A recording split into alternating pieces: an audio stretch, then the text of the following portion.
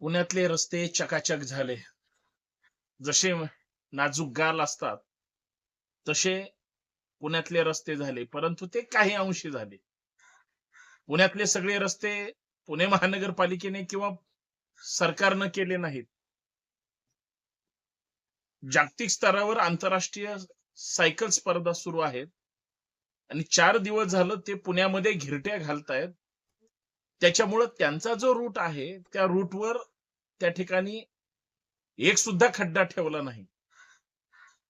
म्हणजे तुम्ही सावित्रीबाई फुले पुणे विद्यापीठाकडे जा, तुम्ही बालेवाडी स्टेडियमच्या रस्त्याला जा, तुम्ही बोपदेव घाट किंवा कोंढव्याच्या रस्त्याला जा, तुम्ही शहरातल्या काही रस्त्यांना जा.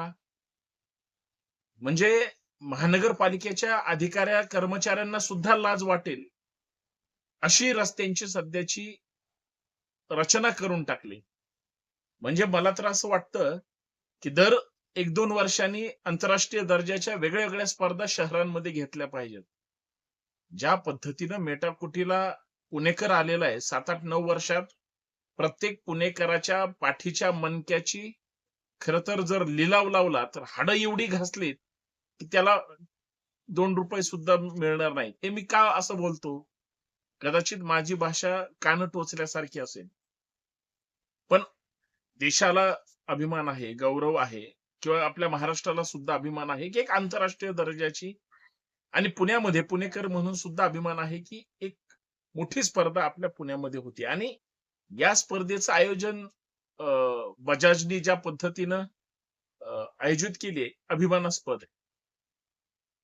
सायकल स्पर्धा आज शेवटचा दिवस होता. नंतर सायकलपटू आपल्या देशात निघून जातील. पुणेकर जनता परत जे फुटके खड्डे आहेत, फुटके रस्ते आहेत, त्याच रस्त्यावर प्रवास करणार आहे. कारभारी आता महानगरपालिकेचे आलेत. ते चांगले अधिक प्रमाणात रस्ते देतील, सुखसुविधा देतील, हा रामभरोसे प्रकार आहे.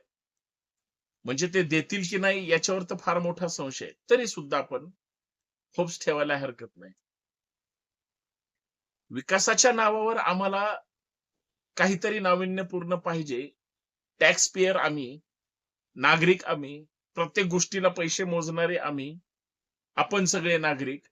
राजकीय पक्षाची वेगळी-वेगळी लोकं सत्तेमध्ये येण्यासाठी वेगळ्या पद्धतीनं कुरघोड्या करणार आणि आपल्या महाराष्ट्राला किंवा आपल्या पुणेकरांना किंवा एक नागरिक म्हणून आपल्याला सुखाचा श्वास घ्यायला 2 मिनिट पण नाही मिळणार. सायकल स्पर्धेच्या निमित्तानं प्रमुख रस्ते बंद केले, शाळेला सुट्ट्या दिल्या, कंपन्यांना सुट्ट्या दिल्या. म्हणजे हजारो कर्मचारी हे घरात आज सुट्टीच्या निमित्त होते मागच्या 3-4 दिवसामध्ये. लाखो म्हणलं तरी हरकत नाही. शाळकरी मुलं तोंडाकडे बघतायत कारण ती घरी बसलेत. त्यांना शाळेला सुट्टी आहे. परंतु हे सगळं जरी केलेलं असलं, तरी विकासाभिमुख याच्यानंतर काय होणार आहे की नाही?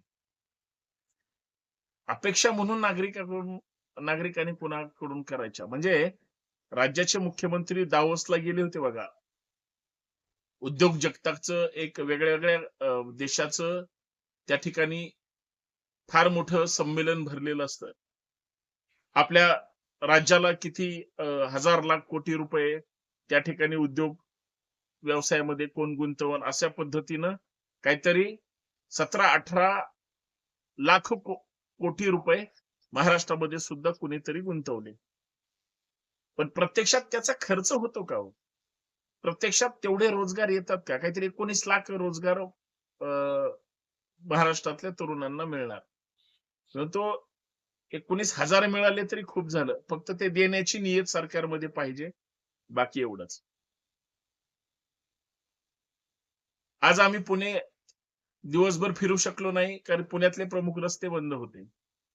पण उद्यापासून राज्यामध्ये, शहरामध्ये किंवा देशामध्ये ज्या काही घडामोडी घडलेल्या आहेत, त्याचा जर फक्त आम्ही सारासार विचार केला, तर आम्हाला कालही काही मिळालेलं नव्हतं, आज पण काही मिळालेलं नाही, उद्या मिळण्याची काही अपेक्षा नाही. सुतराम शक्यता जर ह्या सगळ्या गोष्टीच्या मिळण्याची नसेल, तर मग काय करायचं ह्या सगळ्या ह्याचं? विकास हा निव्वळ भरकटलेलाच आम्हाला पाहायचा आहे का? प्रमुख शहरातल्या रस्त्यांबद्दल मी फार गुळगुळीत चर्चा केली. तुम्ही अंतर्गत रस्ते जर विचारले ना, तर अत्यंत वाईट आहेत. आता प्रत्यक्ष 1-2 महिन्यात कामाला सुरुवात होईल. मग बजेट येईल, मग मंजुऱ्या मिळतील, मग कामं सुरू होतील. नगरसेवक आता लखपती असतील तर करोडपती होतील, करोडपती असतील तर अब्जोपती होतील. कारण सगळा माल मसाला त्यांना मिळेल. कारभारी आहेत ते म्हणून. परंतु ज्या लोकांनी मतदान करून यांना निवडून दिलंय, एकतर पैशाचा प्रचंड महापूर होता. त्याच्यामुळे आता कुठला नगरसेवक गाडीतून उतरून तुम्हाला नमस्कार करेल. तुमची पात्रताच राहिलेली नाही. कारण प्रत्येकानं पैसे वाटलेत सुद्धा आणि प्रत्येकानं पैसे घेतलेत सुद्धा. लगेच माझ्याकडे बघताल मी पण घेतले असेल. मी ₹1 कुणाचा घेतलेला नाही. म्हणून तर मी हक्काने बोलतोय आणि कुणी जर मला दिले असतील, तर तो जाहीर मला येऊन चर्चा पण करेल आणि मी याच टेबलवर त्याच्याशी चर्चा सुद्धा करेल. पण जे मतदार विकले गेलेले आहेत, त्यांनी विकासाच्या गप्पा मारायच्या नाहीत. त्यांनी काही मागणी सुद्धा करायची नाही. पैसे कधी येतात याच्यासाठी फोन करणारे आणि पैसे घेणारे विकासाबद्दल आता बोलायचं म्हणजे काही संबंधच राहत नाही. पण नागरिक म्हणून आमच्या ज्या समस्या आहेत, म्हणजे आता नाल्या बनवणारे, ड्रेनेज लाईन करणारे, पाण्याची सुविधा करणारे, आरोग्य यंत्रणा चांगली सुधारवणारे, आमचे गार्डन्स उदास पडलेत हो, ओसाड पडलेत. जसे रस्ते चकाचक केले ना, तसे इथे येऊन गार्डन पण सुधरा. पोरांना खेळू द्या, वागडू द्या. त्यांना जरा हिरवागार तिथं परिसर दिसू द्या. झाडं वाळून गेली अक्षरशः सगळी. हे कुणाचं पाप आहे? हे ह्या कारभाऱ्यांचं आहे. पण मी आता महापालिकेच्या कारभाऱ्याचं म्हणणारच नाही. आमदार, खासदार किंवा राज्याचे लोकप्रतिनिधी. हे त्याच भागातून निवडून आलेले आहेत. पण विकासाच्या बाबतीत हे विचारायला आणि बोलायलाच तयार नाहीत. म्हणजे याचा अर्थ असा आहे, की आम्ही आमच्या मागण्या कुणाकडं ठेवायच्या, कुणाशी चर्चा करायची, कुणाशी आम्ही बोलायचं हे आम्हाला कळायलाच मार्ग नाही. म्हणून आम्ही भरकटलोय. आम्ही चांगल्या रस्त्यांची किंवा चांगल्या गोष्टीची अपेक्षाच करतोय. पण चांगलं मिळत नाही याच्यासाठी फार वाईट गोष्ट वाटते. आंतरराष्ट्रीय सायकल स्पर्धेमुळं पुण्याचा चेहरा बदलला असेल. परंतु पुण्याच्या विकासाला याच्यामधून काही सुद्धा फायदा होणार नाही. कारण कारभारी तेवढं ताकदीनं ते चांगलं ठेवणार पण नाहीत आणि होऊ पण देणार नाही. बोगदेव घाटामध्ये मी काल गेलो होतो. अत्यंत भारी रस्ता करून टाकलाय. चकाचक एकदम. पण हाच रस्ता आम्हाला आयुष्यभर का मिळू शकत नाही?